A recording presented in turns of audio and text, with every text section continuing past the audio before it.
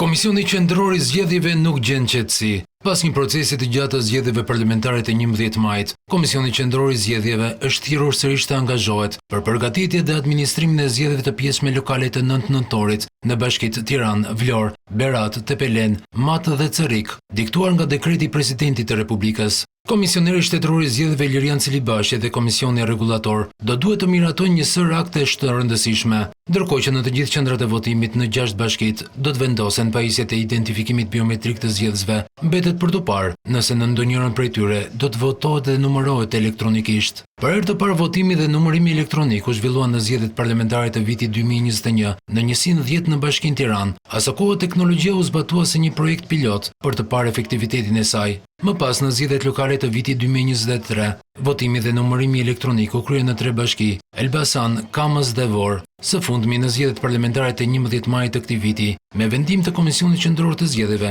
qytetarët e Bashkisë Vorë dhe ata të njësisë 10 të kryeqytetit, votën që u hodhën në makinat elektronike, u numërua përmes pajisjeve të teknologjisë. Komisioni Qendror i Zgjedhjeve duhet të miratojë edhe vendime të rëndësishme që lidhen ndër të tjera me përcaktimin e afateve, se kur partitë politike e më pas koalicionet zgjedhore do duhet të regjistrojnë zyrtarisht për të marrë pjesë në zgjedhje.